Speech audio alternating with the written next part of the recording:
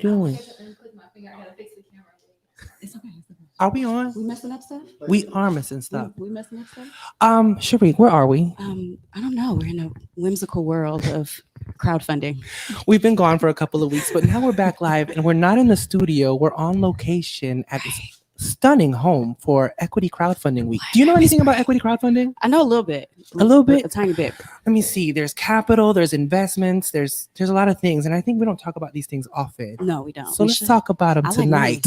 Let's go. On location. Hey. Theme song playing.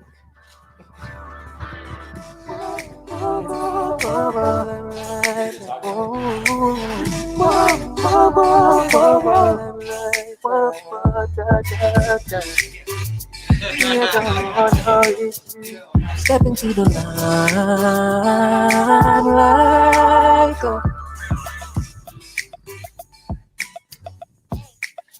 Sorry for being goofballs, you guys, but we're here. It's Welcome to Limelight Live Show, everybody. This is episode 10. Clap. Yes, thank you. For those of you who don't know, I am your host, Sharik LeMay, and of course, my other host, Jay Pinkay. You already know what it is. And we just like to do things a little different or whatever. So we're here at Equity Crowdfunding Week. We shut everything down because we're special. Yeah. We wanted to do something special. We wanted to do something different. And we wanted to have a conversation with creatives that oftentimes isn't had. Right. But before we get into any of that, I want to give a shout out to the official water sponsor for Equity Crowdfunding Week, BLK Water. Okay, so initially you might look at this and be like, this is not appeasing at all, but I kid you not, it tastes just like water. And not only that, so this is alkalized pH 8.0 water. It's a blend of fulvic minerals, antioxidants, amino acids, and electrolytes. And also their theme is balance, love, and kindness. So I love that. I dig that. Thank you, BLK. We appreciate you and for. I'll be honest, I've been calling you guys Blackwater for the longest. It's the same thing. But it just makes sense. Yeah. But it's delicious and they have multiple flavors. Yeah. So I'm excited that they're working. Thank you for sponsoring Equity Crowdfunding Week. Yes, we appreciate you. So we have to introduce these, two amazing people sitting with us because this is all you, right? Yeah. Are you guys tired? You've been doing a lot, huh? Yeah, we're tired. It's been a long week. Good ride. It's been quite the ride. week. Yeah. Yes. Right. Yes. So go ahead and introduce yourselves to our audience. My name is Laurel Scott. I am the co-founder and COO, head of global partnerships for StartupStarter. And my name is Jose Barrera. I'm the CEO and co-founder of StartupStarter. Bam. Give them a round of applause, audience. Yes, thank you. So before we get into why we have them here, we're going to talk about something that happened this week that actually affected their event. Yes. So on Monday, unless you didn't see the news, unless you don't have social media, there was a global outage of Facebook that thus affected several other apps and websites like WhatsApp, Instagram was down.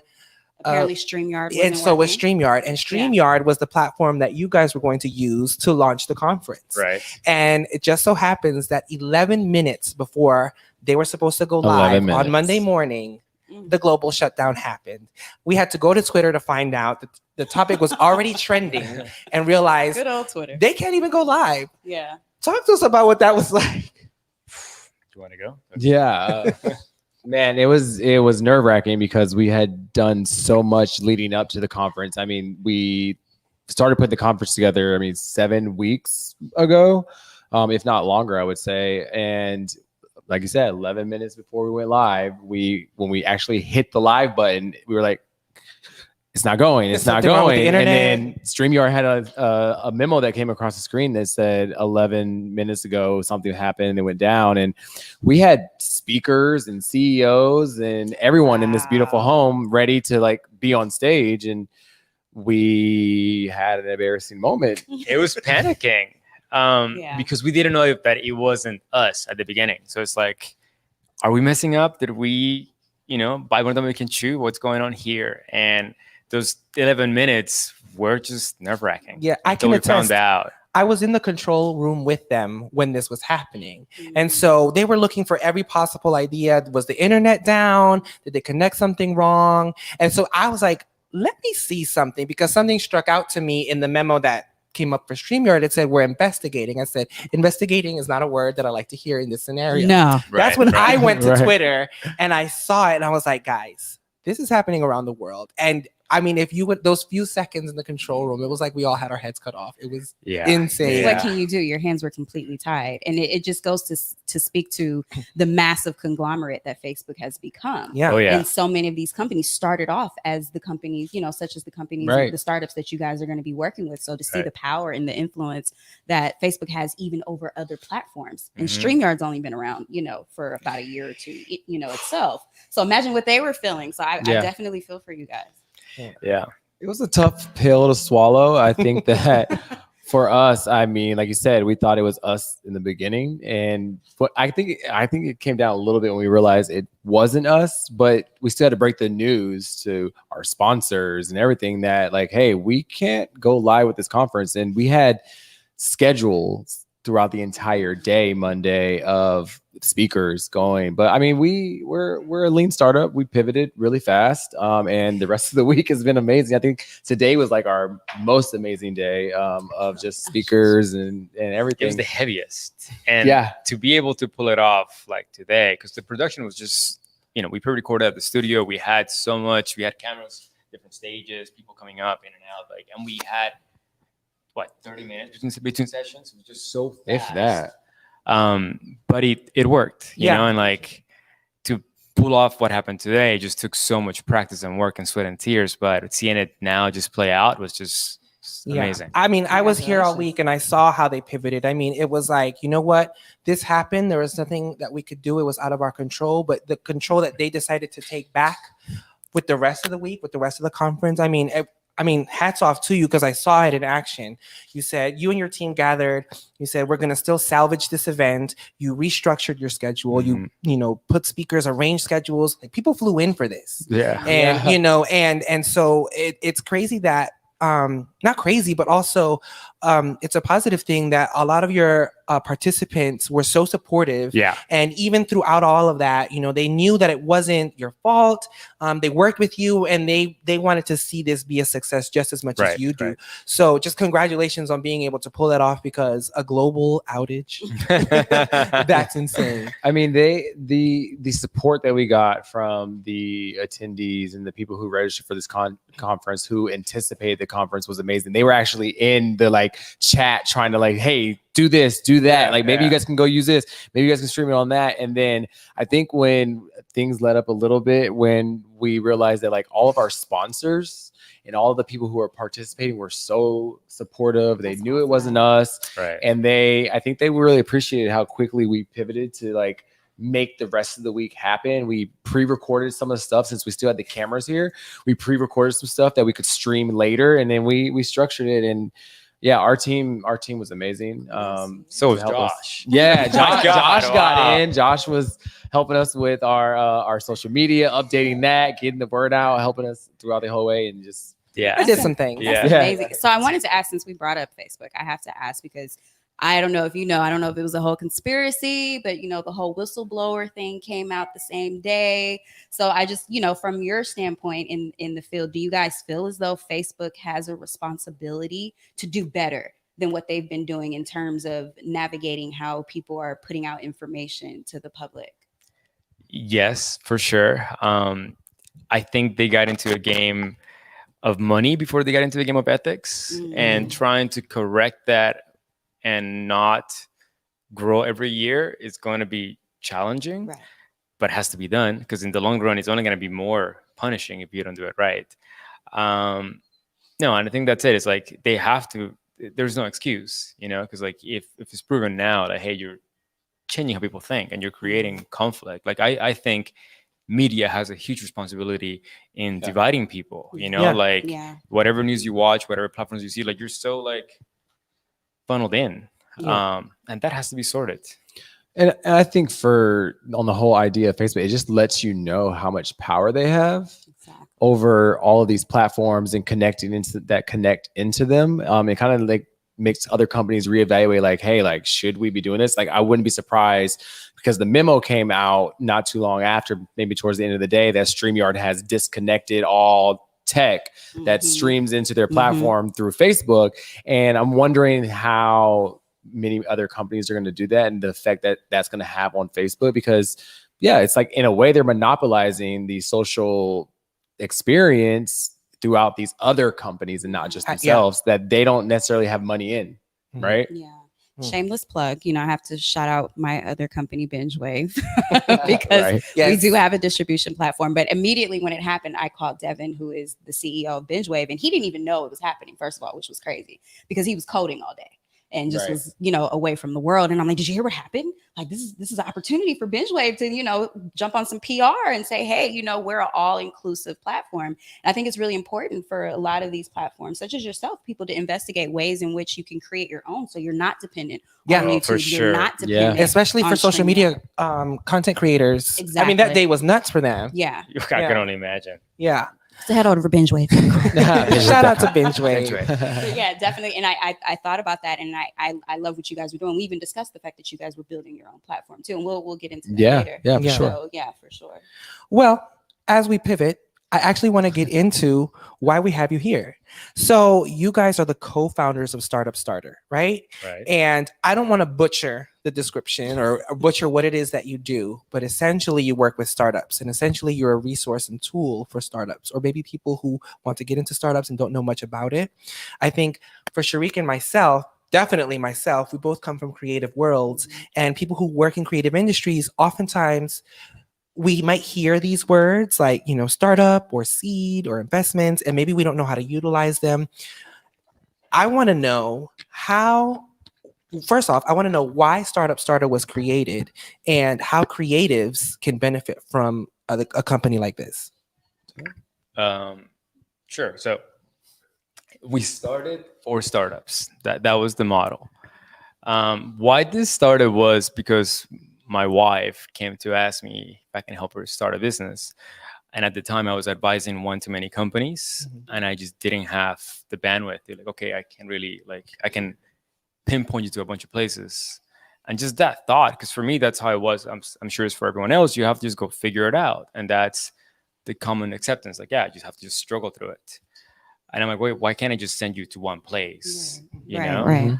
And it started from that thought, and then started making it just like a list and having a Slack group and just tacking on more like solutions that people wanted, that needed, with that approach of like building a platform to make it easier. And we started with startups because startups, for them, this is kind of the natural evolution. Like, oh, okay, yeah, it makes sense, because startups, there's so much money into startups that there is also so much help. But for everyday people, everyday businesses, it's not the same game. And we always knew, okay, well, if you can bring that to everyone, that makes sense. So what ended up being is now it's a school, it's a business school, but for everyone, because now everything is through a computer. So it's the same knowledge that a startup before would need: how to have a good website, how to drive someone to click something, how to do your taxes, how to do finance, how to do all these things that is continuous learning. That's for everyone. That's not just for startups. Right. So, and the idea is that, especially with the pandemic, like every business is an online business, right? So how can we be a better resource for those people who are trying to start now, those online businesses? And like you said, there's in one place, there's nowhere for you to go right now. So we're creating that space where anyone who wants to learn business, whether you are someone coming from corporate America like us, we came from corporate and we want to do our own thing and be visionaries in ourselves, they can come and do that now, and they can come do it in one place, right? And you also help startups. You know what? Let me ask this, because I think a lot of people don't even know what a startup is. So could you define what is a startup and what a startup is not? You'll probably be better taking this one. okay, well, that also has changed, because I think before a startup was a company in Silicon Valley in the 70s creating computers, then became a company in Silicon Valley creating software, then, okay, a company destined for growth. Now you have the no-code startup and like the micro startup and like all these little, it's just a business that is done through technology in like an unlikely scenario. You're doing something unique, right? But unique is not big or small. It's just unique. I think that's how I would see it. It's like something that is like, okay, you're trying something new, Right. and you're trying in every direction, right? You have all new tools and stuff. What is not, I would say a retail business, right? Like if you know how much you're gonna put in and how much you're gonna get out immediately, and like how limited your growth is, Okay. I think that's the difference now is like, okay, if you have a brick and mortar. However, a lot of the same principles apply. Mhm. You know, I think it's just Definitely. Yeah, I mean, so because if you think about it, right? So a startup is all the things that he said, but a startup is not necessarily a coffee shop or all those other in betweens. But what we initially started as a startup starter, right? It transformed into something else because we don't want to just help startups. We want to help all companies, all entrepreneurs, all business owners have those tools, those resources, and the network to be able to get to the next milestone in their company. So we've evolved as ourselves is looking at like, hey, should we even change our name down the line or what does that look like? But no, we started as StartupStarter and like we're still helping people start something. But at the same time, we're starting up a new business as a startup. I love that. I think that's really cool because I think through your platform, maybe the small business owner gets to think bigger. They get to expand. Perhaps the resources that you guys provide help them think outside of the box to just maybe their brick and mortar and what else they can provide, which I think is really, really dope. Yeah, and we make it easy. Like we made it for ourselves, right? So we want it to be dope. We want it to be like cinematic. Like if you go to the site, you'll see like it's really well made. We want to make it like, hey, this It's a really good experience has website. to be like. I mean, the experience we had this week, right? We wanted to bring a TV-like experience to our crowd because like I don't want to compete on the online conference game through Zoom. Yeah. Right. While you have Facebook open. So it's like, well, how can we do it different? They had commercials, transitions. I mean, no, y'all really went out. Like it was very impressive. Listen. So this man right here, okay, like I can take credit for structuring and operationally putting things together for our organization. But this dude right here is the visionary behind our brand. He makes our brand look good. He makes our brand evolve as it needs to get. I think he makes the brand relatable. Yeah, it relates. That's the point. Yes, that's the point. Because if you think about it, like generations change, Absolutely. right? Absolutely, If you look yeah. back at our parents' generations, like their generation had a whole other way of like marketing and all these different type of things and brand, whereas we're catering to was it Gen X's or Z's right now, right? Z, No, yeah. we want to make it dope. Like, Yeah. look, I think part of the reason why I didn't know this earlier is because it never reached me, right? Exactly. I didn't have a brand that like I can turn to, like, okay, like, oh, hey, can you buy me, some water online? Yeah, Amazon, simple. Be okay. Water. Hey, you need to find something, search it in Google, right? Like, but can't say like, hey, I want to start a business. Like, huh?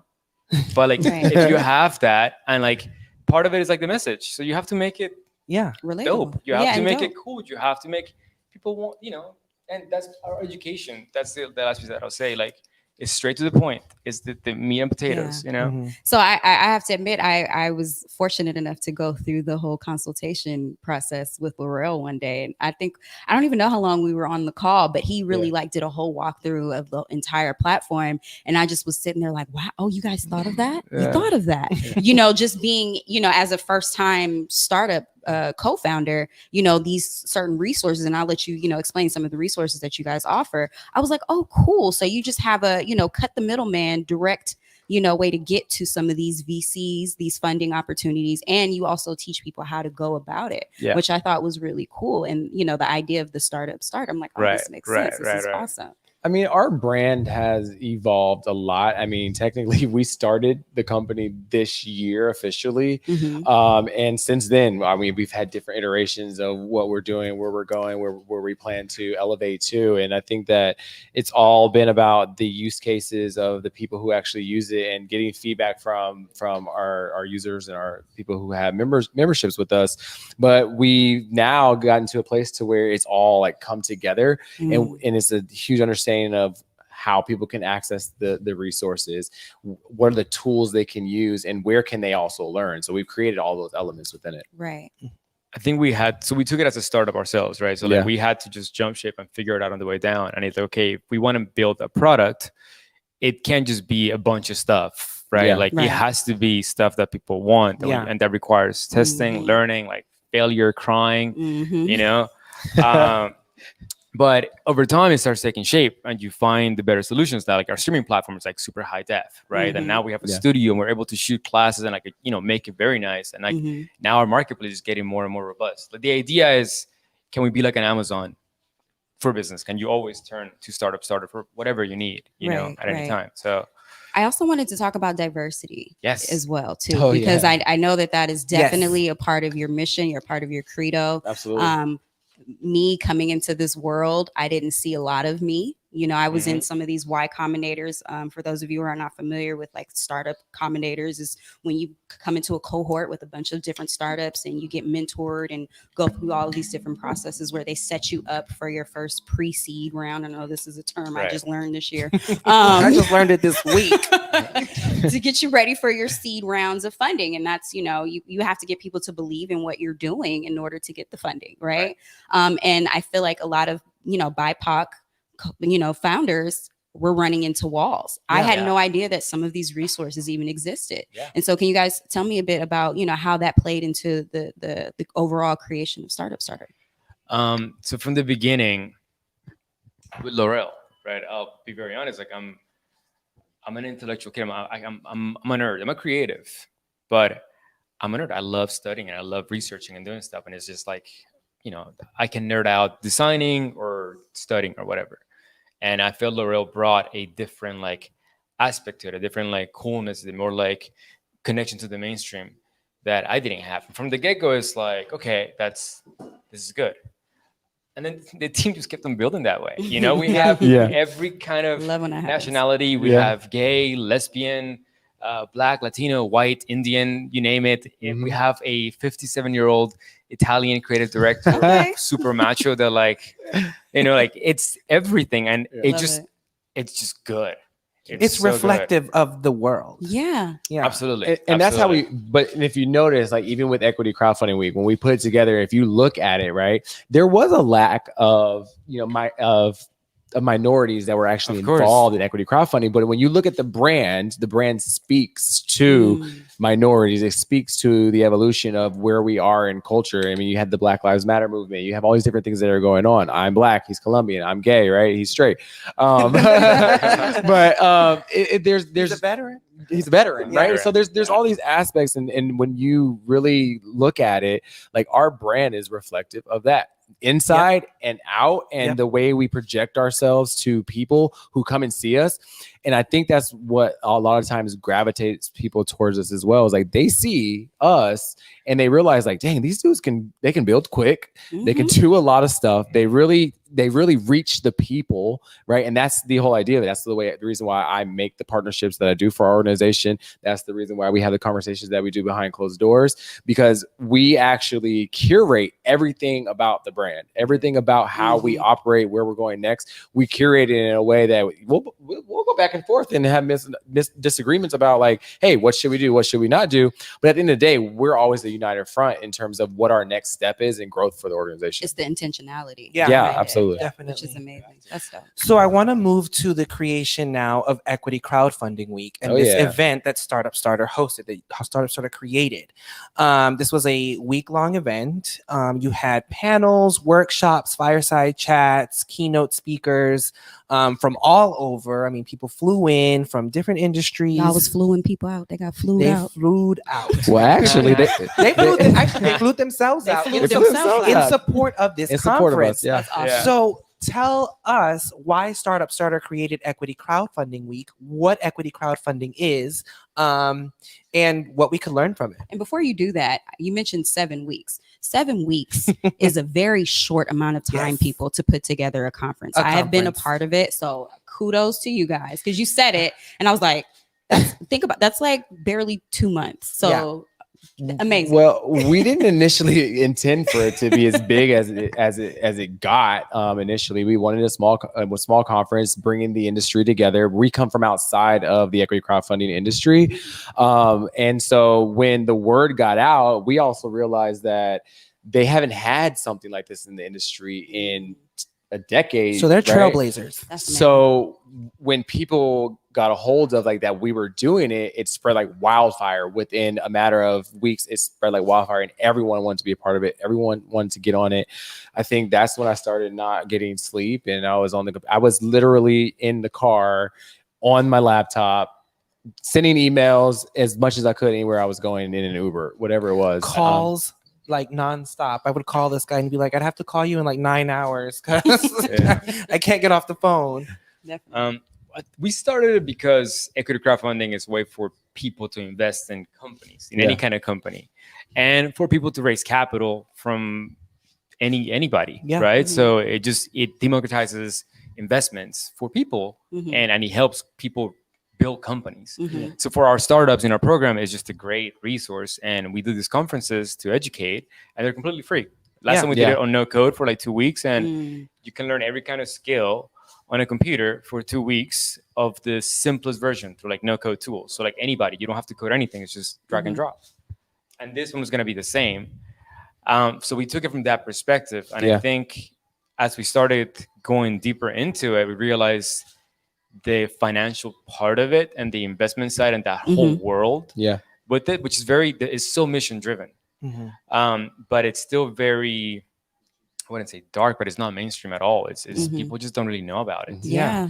And I think a lot of people, especially creatives, I know for me personally, like we assume that there's this assumed notion that we don't have access to this type of stuff, that we don't get access to the education to these types of things. Whereas I think you're disrupting that very specifically with Equity Crowdfunding Week. Like, no, you created this to let people know the average everyday person can invest. They have access to these things through your company. And what's really cool is that the whole idea of investment is changing. The whole entire landscape is changing. And that's why equity crowdfunding was created, because it used to be where if you wanted to invest in a company pre-IPO and going public, that you could not unless you were a established investment firm, or if you were a VC, private equity, you couldn't do that.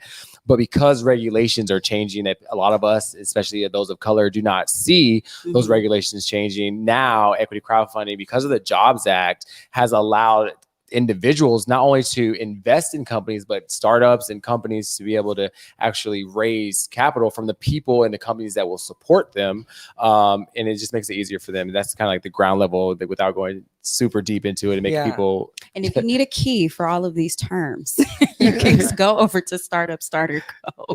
What's your website really quick, just so we can kind of put it out so website is www.startupstarter.co. C-O, no M, C-O. no M. .com. And equitycrowdfundingweek.com as well. Because there's still one more day left. One more day. And this is a free event. Anyone can register. I mean, and then they'll get access to all of the panels and workshops still after the conference is over. Right. So you can rewatch everything. You know, maybe there's specific panels that you want to talk about. I think one of the ones that I was really interested in was the inequities in raising capital panel, which was, I mean, an excellent conversation. You had some really amazing people on there. It gave me chills. Actually, so tomorrow is the last day, and it's the day on retail investing. Yeah. So tomorrow is a day for people that just want to get from the ground up. And anyone can be a retail investor. Yeah. Right. So I can be a retail investor. You guys can be a retail investor. So explain to us what that is. So in the retail investment space, right? So you are able as an individual, as an angel, even as an angel investor, or someone who wants to just think of crypto in a sense, right? Wait, okay. I think I got. You got it better. Okay, go ahead. You know, this is actually messed up. They said retail investor because I was like, oh, you're not a institutional investor. Right, like that's why there's a term retail investor. Like, oh, it's everybody else. Okay, you know, but you're just an investor. That's it. You can invest in whatever company. You can find like the next like Uber and get in at the ground floor, right? And it might take 5 years, but you take that bet, wouldn't you? You know, like So you're just able to invest, plain and simple. Okay. Anybody. You don't have, because before you had to be an accredited investor. You had to have a bunch of money in the bank, right, and a net worth of like, you know, $1 million. So like now, you can throw in $10 at a time. I mean, you want to throw a little more, but that's why I have him answer some stuff. Yeah, because I think a lot of the hesitation, especially with, you know, people from, you know, communities of color, is we're like, okay, well, I didn't go to Harvard. I don't know a Mark Zuckerberg. You know, like how do I get into this space without already, you know, rubbing elbows with these people? You know, so I'm that's wonderful that you mentioned that. There's a lot of resources out there, and I think that like even in our minority communities, we really have to like start looking for them, right? And that, again, us creating StartupStarter allows you to help easily get to those. But we have to really read into all the different things. Like we have the 10K project, which is a part of StartupStarter Equity Crowdfunding Week, that you can, as a minority founder, you can go and get the education from them. But we also have to come into it like, hey, I want to really learn this. I want to understand it more. But there's still a lot of people that just don't know that this is even going on. So that's why we want to put it out there. Yeah, and then honestly, people, you have to work for it too. There is work. Oh yeah, yeah. Nobody's just gonna hand it to you. Yeah. So you're creating the work. access, but now that it's there, now that there's resources there, then it takes you to have the discipline to educate yourself, to really immerse yourself into this world. I know that's something that I'm going to work towards because I mean, something that I saw in a lot of the branding that you guys put out was that, you know, you going to teach people how to make money and how to keep it. And I think that's something that a lot of people lack. You know, when going into any type of business, you know, the dream is only one part of it. You know, the work is involved too. And so I think that was something really special that I appreciated in a lot of the messaging that you guys put out. Yeah. And just to piggyback on that, I spoke to a founder that recently was awarded a lump sum of money through one of the Google funds. And they explained to me, like, I wish I had knowledge of what to do once I had the money. Right. Because he was suffering from sort of, I don't want to call it a PTSD, but once you have the money, you only have this certain amount of money. What do you do with it? And then suddenly you're scared to do the wrong thing and you don't want to touch it. Or, you know, there's all of these different anxieties that come even after you've reached that pinnacle of having the money. And then you may end up turning into a Facebook and just keep bringing the money in, but then you're losing your ethic morals, you know what I mean? So there's always that too. So to know that you guys are even through that whole process, even after retaining the funding, is really special. And we put we structured the conference and a lot of who we brought on and just the story of the conference from day one, even though it was messed up, of how it would go. And even though we had the inequities in raising capital today, we had the Black founder and the opportunity for equity crowdfunding. We had that actually at the beginning of the week because we wanted to tell that story. But listen, you guys can go and you guys can watch it and see just that I was in the control room and hearing him talk on that panel about, and, you know, they had Latinx, they had Black, they had everyone on it. And hearing them talk, it gave me chills to see all the things that we need to actually still change that are affecting how we look at money in general and investment. It was great to hear. And then I had a really cool conversation with the 10K project just on Black opportunity and equity crowdfunding. And his reactions were real. I'm in the control room with him, and it's funny because I'm like, wait, you put this together? And he's like, hype. He's like, yo, you better say that. I'm like, wait, what? I was like, I need to hear this too. So I was like, he's on headphones. I was like, wait, let me put this on my screen so I can hear what's going on. But that's really exciting because even though this is your baby, your project, but the things that you're even learning from what you put together. It's crazy the people that you brought in. It's like the insight that you yourselves gained from this. Like, I mean, that's amazing. We started knowing very little. It was like, okay, there's a way for people to invest into companies. It's a way for our companies to get investment. That's what we started with. And then it just got deeper and deeper and bigger and bigger and bigger. And like, it turns out it's a truly great opportunity. It's just so underground, you know, and the story hasn't been told. And but telling that story just took a lot of work. It will be told now. We're going to help get the story out. Okay. So everyone can become a retail investor. But what's crazy about it is that for me, talking to a lot of the people and the speakers, they were the ones that gave me the knowledge, right? I asked for introductions. They introduced me to someone else, that'd be good for it. I researched, I looked online, I Googled who in equity crowdfunding talks and writes about it on Forbes and Bloomberg and all these things. And I started reaching out to those people. And then I learned myself within all these weeks, like, wow, like there's so much to know about equity crowdfunding and still to know. I'm still continually doing some research on it. That's awesome. Well, I have a audience question. I'm going to put somebody on the spot. Come on over here. We have an audience question. One of our favorite audience members. He just likes to be in our business. Okay. And your mic matches. Hey, Alvinus. Hi, everybody. Mind you, this is my friend. This is my friend too, guys. Hi, everybody. I'm back. You guys, I'm so proud of you guys, by the way. I remember when you guys first started this and you guys were talking to me and everyone about your dreams and your vision.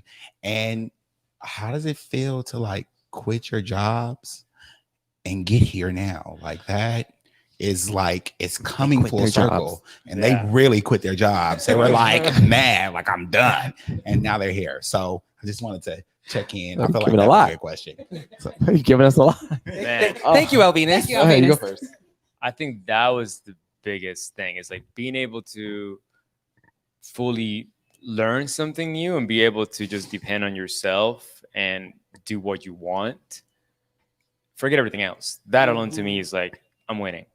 Like, Yeah. if like, no matter what, like it doesn't touch money, doesn't touch anything. It's just like, kind of do what I want to do, and that's it. And that was the biggest pleasure of them all. I work a lot more, but I enjoy it. Mm-hmm. Yeah. Yes. For me, like I've always like had the notion of I never really worried about money because I always know like God had me, right? And he was going to take care of me through and through, whatever it was, I was going to be good. So I've never Preach. worried about money. I've always had the coolest things, the tech, the cars and all that. I've always had them. I never had to worry. I think for me, it's always the understanding of that you have to take a leap of faith Right. and you have to actually jump out there and do it, because I was looking at it like, okay, he wants to do this. I want to do this. Like, how can we make this happen? I started looking up how my bank account was set up. And I was like, okay, calculate. All right, we can do this. And then here we are, no longer working in corporate America, doing our own thing. And like you said, it's rewarding because it's the fruits of our labor. And we're not doing it for someone else. We're not building someone else's dream. We're building our own dream so that we can help other people dare to dream bigger, right? And so that's a big part of it for us. And then that generational wealth you always talk Generational about. wealth. Yes. That financial prosperity. Yeah. Like, Okay. listen, that's what we're creating. It's very important. I think that it gives me chills. Like, I'm gonna be honest with you. Like, when we were doing some of our pre-recordings and then seeing like our hosts and seeing it all to come together when I first started looking at it, like it brought tears to my eyes, right? I mean, Facebook brought tears to my eyes. Their shit too. But literally, like, man, it brought tears to my eyes to actually see it come together and see how hard that we work and how hard that we like really come together when it's time. And we just make shit happen, to be honest with you. Yeah. Like, What's perfect that you say dare to dream bigger, because that was kind of like the headlining Yeah. phrase for the conference, and you actually had a song made inspired by that phrase. Yes, the song we is called did. Dream Bigger, and you discovered an artist. Shout out to So Far Sounds. yes, thank you so far, Sound. And you worked with this Not a artist sponsor. to create the official anthem for Equity Crowdfunding Week. So we're going to have her come out and talk to us for a little bit, but I actually want her to perform the song. Her name is Taylor. The name of the song is called Dream Bigger. And this is the official anthem for Equity Crowdfunding Week. So we're going to move the camera on over to Taylor It's for so her good. It's so performance. good.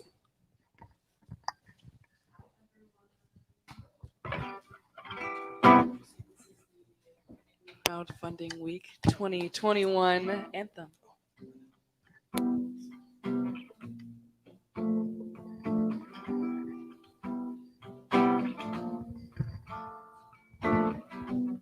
Oh, we're just getting started.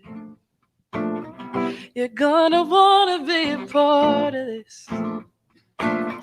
From the ground up, it's something we're proud of, and nothing anybody says can stop us. And with your help, we can grow. And with your help, we can go where we've never been before. So dare to dream big. You can only win. Dare to dream bigger. Yeah, dare to dream big. You can only win. Dare to dream bigger. Dare to dream bigger.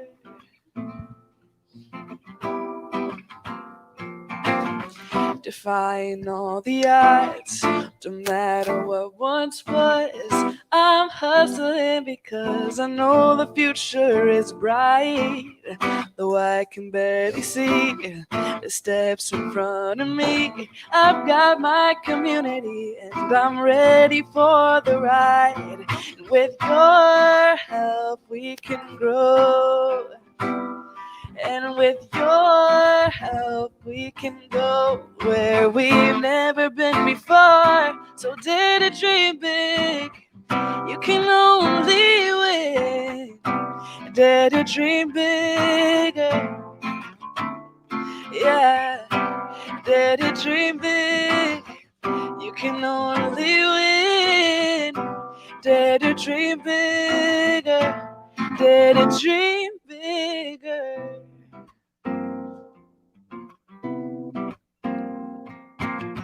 Plenty of room there at the table. So everybody eats, everybody eats. Plenty of room there at the table. So everybody eats, everybody feasts. And with your help, we can grow. With your help, we can go where we've never been before. So dare to dream big. You can only win. Dare to dream bigger. Oh, dare to dream big. You can only win. Dare to dream bigger. Dare to dream bigger. Dare to dream bigger. Dare to dream bigger.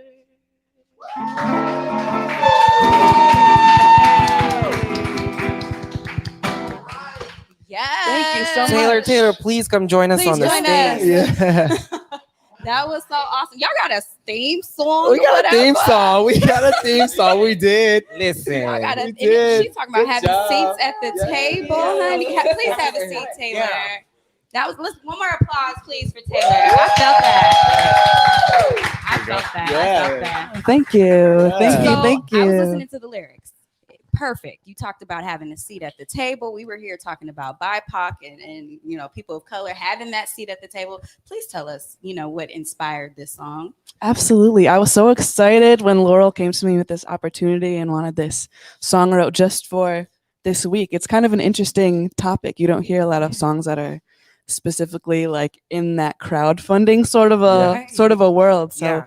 I asked for some words and some phrases, and I was taking a look at the website and saw that dream bigger phrase, Yeah. and that really resonated. And so from that, the song was born. It came very easily. It's such a cool concept. It's a beautiful song, and just lyrically, I mean, it fits in so well with the conference, but just in general, I think lyrically it's very empowering with anything. And so, I mean, Laurel, tell me what came through your mind when you were like, I want to have a song made for this conference? Oh, I think it actually was Jose who we were looked at a video of another company doing an intro to a video of a conference or something like that, and we were like, man, this would be sick if we had somebody like this. And we had recently went to a So Far Sound and heard her sing, and I immediately got on Instagram. I was like, hey, would you be interested in coming and doing a song and writing a song for our conference?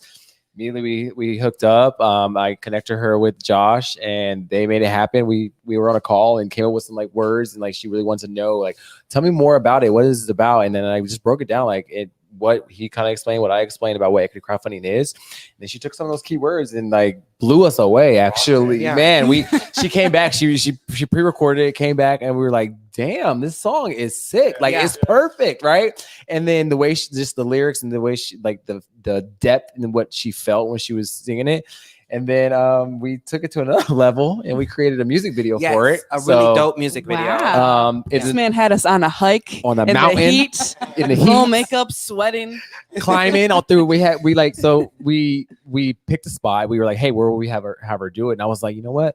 Let's have her do it over the mountains in Malibu where you can see the ocean. So we went one evening before where the sun Golden goes, hour. the golden hour, and we climbed the mountain. And we went off the trail through like the snake holes and everything, and we made it happen, man. Like we had the drone out there and like really filmed it, and then our post-production like really captured the moment, and we Love used it to it. open up our conference. Yeah, it was the Love it. kickoff. Yeah. I think it set the tone. Oh, it sure did. It definitely It set the did. tone, and it was a very creative way to get into this conference. And I think, like people, you could see in the comments as it was playing, like people were like loving the song, they loved the video, and I love that, you know, because here's this bridge now. I was just gonna say it. This is the bridge of where, you know, Mhm. the world of equity crowdfunding, and then us as creatives, we appreciate. This is a songwriter here. She plays the guitar. She's got a beautiful voice, you know, and it just goes to show you when creatives can come into this world, add their talent to it. It creates the bridge for education. I mean, who knows Mhm. who from her audience is now, you know, Right. Exactly. Right. exposed to this type of information. I mean, I think that's the beauty of it. That's the amazingness of the dichotomy there. And we really wanted to highlight her, right? Yeah. We wanted to like not only make it about us, we wanted to make it about her voice and how her voice can uplift just by singing the song, and then it coming from her, Yeah. even though it was, you know, through us. And it just made a lot of sense for us so that people can actually feel it through different areas. Right? Yeah. So her, like you said, her listeners, her followers can listen to it, and it just spreads like wildfire. Yeah. Let me also point out something too, specifically about Laurel. Oh, He Lord. is not afraid to message someone, Not send an email, not slide in the DM at all. to get what he wants to get done. Yeah. And I know this about him. And you guys, that lack of fear and that knowing what you want and going after, if he wouldn't have done that, we wouldn't have heard this amazing and beautiful song. So Yeah. kudos to you and Yeah. whoever has that mentality, because I know I get in my head, I'm like, I don't want to send that person a message. Yeah. You know, I mean- Josh, can you message them for me? Right. You'll hear more about it in the conference, right? So on one of the sessions that I actually moderate, I'm talking on like ask for an introduction. Right. Do not be afraid to ask for someone for an introduction. They're Yeah. either gonna say no, they're gonna do it, or they're gonna do it. 9 times out of 10, if I say Josh or if I say Sharik or if I say Jose or anybody, they're gonna actually say, yeah, like that's cool. And if you're telling your story, because a lot of us get a fear of telling our story. Am I telling it right? Am I telling the right thing? But if you just tell your story to someone else is gonna love your story and they're gonna want to introduce you to someone. They're gonna think about you when you're not around. Yeah. Definitely.